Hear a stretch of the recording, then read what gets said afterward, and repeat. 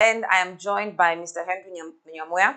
Now, on Ask Siasa, definitely it's all about your opinion on matters happening around you and around us as a country and as the world at large. Matters politics, matters governance, of course, the state of the nation as well. Now, today we have a couple of things that we want to talk about or that I want to ask about, and I would like your opinion on them. Starting us off, of course, severally you have mentioned about the controller of budget. And we also, when she presented her side of the story to the National Dialogue team, she talked about budgeted corruption in Kenya. And Senator Cheriot came out again. Later on, of course, he was not present when the control of budget was presenting. So he came out and stated that with what the controller of budget actually presented, she should have resigned immediately after presenting that. Because that probably purports or portrays that she's actually part of what is ailing the system. Yes. Now, I would like your opinion on that. But before that, I just want us to take a keen listen, just I think it's 1 minute, to what Cheriot was saying. Okay. Yeah. But not before I make just a small comment. You know, I was not here the day Margaret Nyakango made her confessions, or so to speak. But I find her confession to be a typical Kenyan problem. If you read our constitution, Article 228(5), on the responsibilities and the roles of a controller of budget. Allow me just to read it verbatim so that we have it on record. The controller shall not approve any withdrawal from a public fund unless satisfied that the withdrawal is authorized by law. So here you have the person that the Constitution has given the responsibility of ensuring that any withdrawal from the public kitty is her mandate. Then she comes before the committee and tells us, I have seen this being budgeted elsewhere and I don't know how money is being lost. Surely, with that confession, I thought probably we should have asked her to resign. Because if you are allowing withdrawals through what is now being revealed to the committee and called budgeted corruption, then it means either you're incompetent or you are part and parcel of those that are stealing from us. Information. Order. Yeah. End of order. Honorable Chairs, there's a statement which is circulating attributed to the CS for National Treasury. It's dated today. It's a statement in response. Okay, so that was Cheriot and his statement. So what is your reaction to that? Thank you, Tamara, for that question. First, I would like to answer that question by asking another question. Who between control of budget, Margaret Nyakango, and Haron Jeriota, who between them is the control of budget? Of course, Margaret. Of course, Margaret. No. Margaret.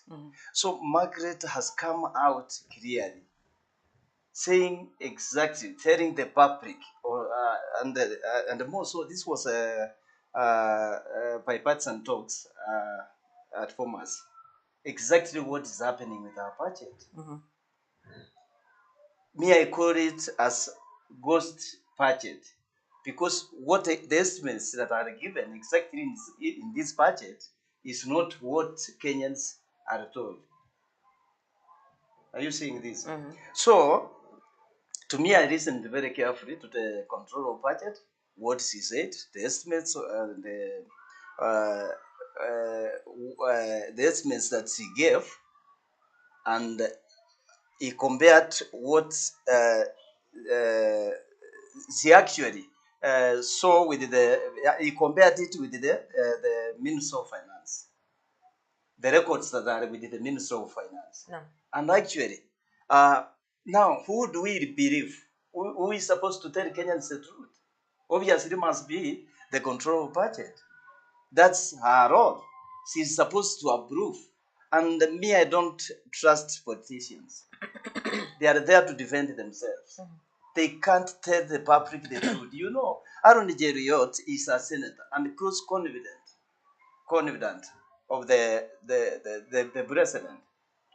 It's as if he's defending himself. Actually, before even he finished his remarks or sentiments, at members within that committee defended the control of budget. Yeah. But me, I had something different because even with the statement controller of budget, it means you're the one who is in charge. Yes. So each and every step or each and every move that is made there is something you're supposed to be aware of. Yeah. You know, Yeah. and it's something that you are supposed to know. 11 million, that is what was budgeted for. Yeah. But in real sense, people are receiving 50,000 Kenyan shillings, for example. Yeah. So doesn't that show, or doesn't that actually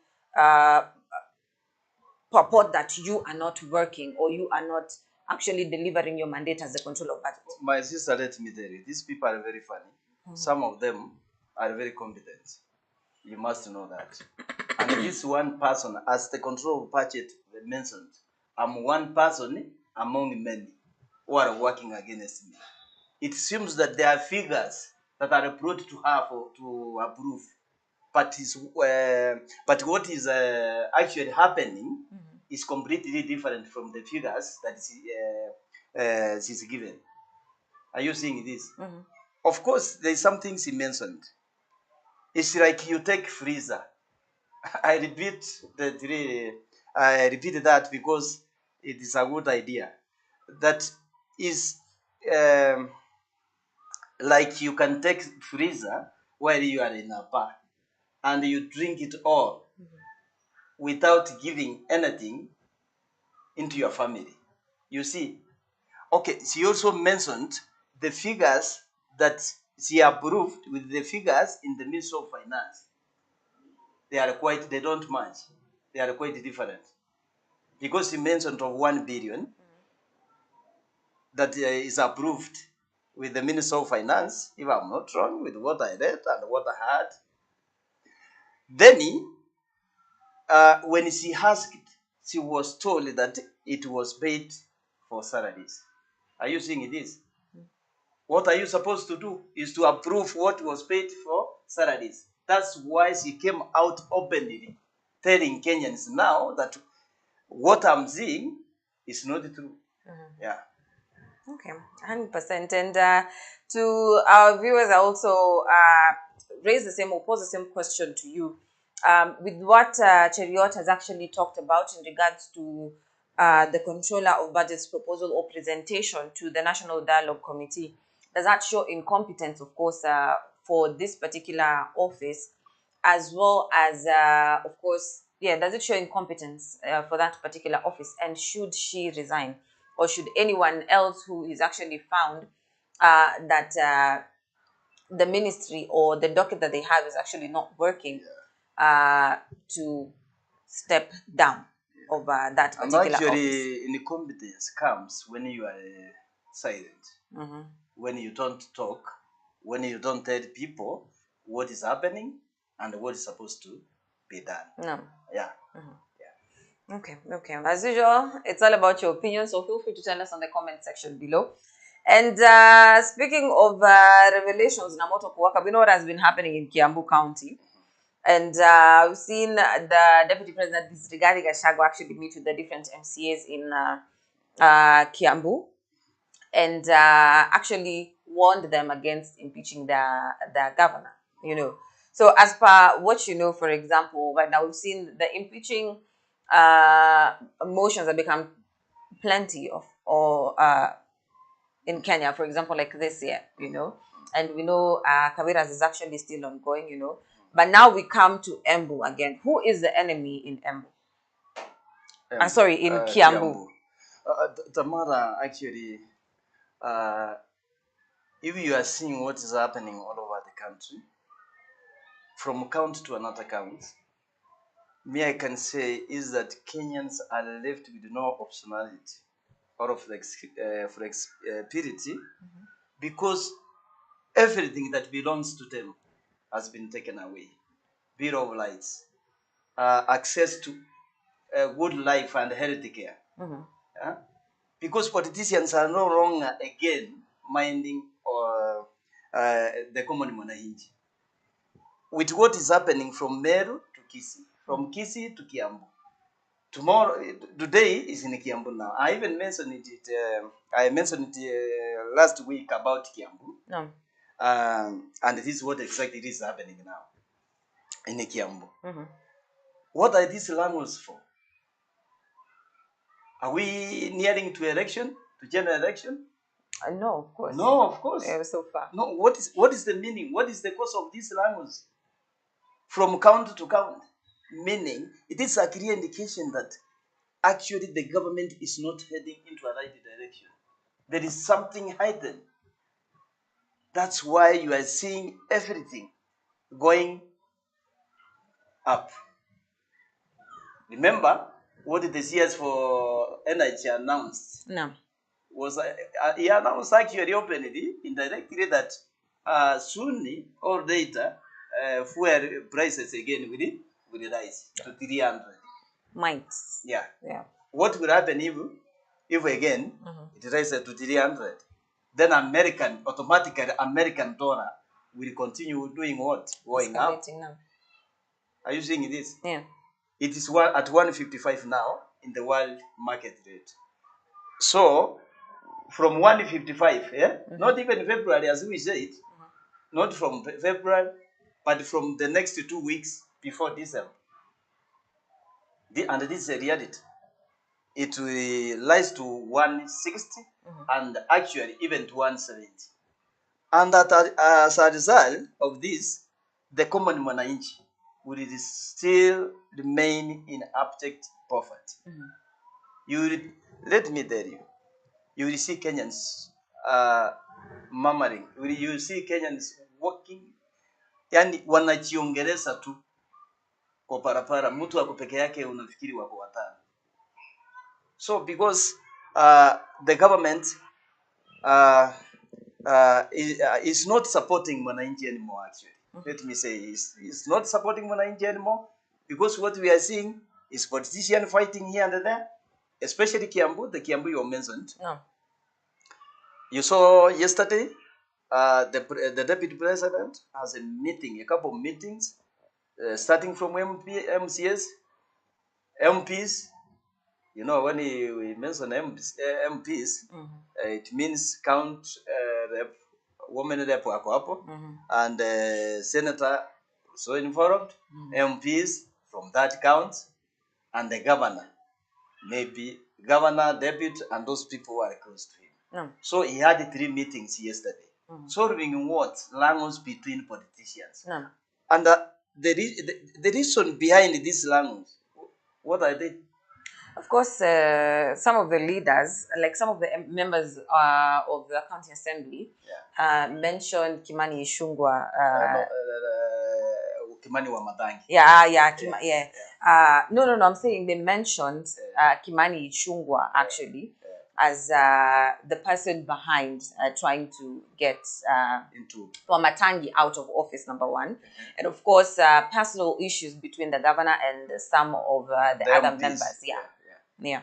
So, okay, actually, I will ask you so that because I know you have an answer, and for the public to know exactly what is happening. No. You saw this one happening in Meru. It happened in Kisii. It has happened in Kiambu. Even if the deputy president called all these people, is just to stop them from this fighting. No. So, what we are asking, how soon are people fighting for seats within the county? And at the same time, that's what is happening even in Mombasa and everywhere. Oh, we have left out Kakamega. Yeah? Kakamega is the one that has problems now. The county of Kakamega. People are really campaigning on the ground. The governor is campaigning and our opponents, Dr. Karwale are campaigning. Yeah? Campaigning. Hata sio kuongea kama Kiambu, campaigning. They are seriously campaigning out there. So what we are saying, it is the government, the president, who started earlier campaigns. And I even said it, these earlier campaigns will bring problems, will bring chaos, will bring misunderstanding in the country, and will make hata watu wasifanyie watu maendeleo. Yeah. 100%. Do you know what will happen, my sister? Why would you go ufanye maendeleo badala ya kuweka pesa ufanyie campaign? Are you seeing this? So I don't think whether politicians are going to work for the people anymore. Because with what they have shown, their interests is just focusing on 2022, 2027. Yeah. And speaking of focusing on the future, of course, and saying that leaders are actually trying to fight for positions for themselves rather than serve the people. We move to the Mount Kenya region. And Yes. we have seen three things happening, of course. Number one, we saw the deputy president state that he does not have time for the kingpinship nonsense, number one. Number two, we saw Mine and Jenga Kishukuru deputy president, asante kwa kutuachia fursa ya kuwa kingpin. And then number three on the list, Moses Kuria, since the coming of the king to his exit, has been talking about fake kingpins, and then later on posted a photo with Mine and Jenga. It could be a coincidence. Maybe they met and decided to take a photo. It maybe could not be a coincidence. But the question that now people are asking, because now the confusion about inheriting the Mount Kenya region is actually in question. Now people are asking, what is Moses Kuria'S fate in Mount Kenya politics, number one. And then number two, from people's reactions, that is the citizens' reactions, different citizens' reactions, they are actually stating that being a kingpin does not add any value or reduce any value to a particular region, or does not contribute immensely to a particular region. But is that the case? Or the latter is actually the truth? Actually, let me start answering your question by also asking myself several questions. I don't think whether is there any wrong when if you say or talk to your opponent wherever you meet, a ceremony, a funeral, even in an hotel. It doesn't need invitation. You can meet anywhere. It's like what happens with the president and the Raila Amolo Odinga. Wherever they meet, you will see tomorrow, the following day, you will see people with mixed reactions, Kenyans with mixed reactions, maybe his handshake cooking, and so many things out of people. So what we are saying, by Moses Kuria meeting Maina Njenga, there's no problem. They all hail from the same region. No. They can meet in a funeral, a ceremony, even an hotel. So I don't see it to be of any big deal. But what we are saying here is, where did the unity of Gachagua went? We wanted to bring Mount Kenya region together and work together as a team. What was he aiming? Was he with the intentions of bringing Mount Kenya together because of what? As a region, together as a region, for what purpose? If we never wanted to be a kingpin. Huh? You see, sometimes politicians forget what they say very easily. And I knew this one would come at the right time, like this. You know, it's because already he has seen, I mean the deputy president, he has seen that the ground is not favorable. Actually, the ground is turning against Uda one by one. Yeah. But couldn't it be a possibility, because he talked about actually trying to bring Mount Kenya together so that they can back up, not for his gain, which now we are saying is the kingpin issue, but so that they can line behind William Ruto and garner the percentage that he requires, or he's required to get 100%. Yes. Come even mentioned of the percentage, Ruto gained from Mount Kenya. No. But what we are saying, is it true that again Mount Kenya will vote for William Ruto 77%? I even asked the same question last the conversation we had last year. Last time. Yeah. They will possibly automatically they cannot, because I know Mount Kenya very well, and I even told you they are soon heading to opposition. You know, Gachagua was calling for unity of Mount Kenya because he wanted again Mount Kenya to remain in UTA and work for the president. But with what is seen in the ground, on the ground, is completely different.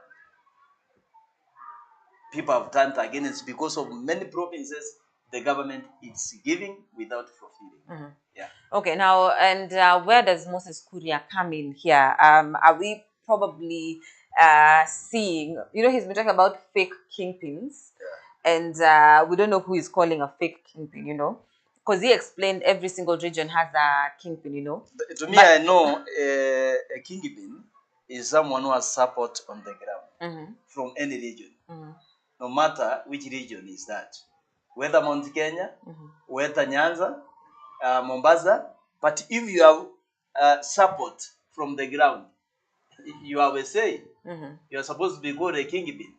A kingpin doesn't mean necessarily somebody who will ascend to presidential or to presidential ticket. No, you can be a kingpin. Unasimamia tu watu wanakuamini. And if you see with what Maina Njenga is doing, he's not even preparing himself for presidential campaign. No, there is somebody behind that. And take it to the bank. Tell me later. There is somebody behind Maina Njenga. Yeah. Possibly they will mention him on the meeting. That meeting, I think they have fixed the date for December. For December. Yeah. Yeah. On that meeting is when the kingpin will be mentioned, or a presidential candidate will be mentioned. Maybe so. For Maina Njenga mentioning himself that he's the one who will be the kingpin. Hiyo ni kuweka Gachagua nini joto. Yeah. Yeah. Okay. And of course, to our dear viewers, that is how we are calling it a wrap right here on Ask Siasa. Remember, it's all about your opinion. So feel free to share with us your opinions as well as your comments on the comment section below. Kenya News Alerts TV, that is on YouTube, as well as our brother channel, that is Channel 7 News TV East Africa on Facebook. And be sure to share widely, of course, these lives as well as the content that we're doing. Also, be sure to check out other Ask Siasas that we have done. And feel free, enjoy, comment, give us your opinion as well, so that we can see even how we are going to move forward as a country, as well as gain stability in future. That is. Thank you so much for joining us, Mr. Henry Nyamwea. Thank you, sir. And to our viewers, we're going to see you in the next Ask Siasa. But from us to you, we're saying peace, love, unity.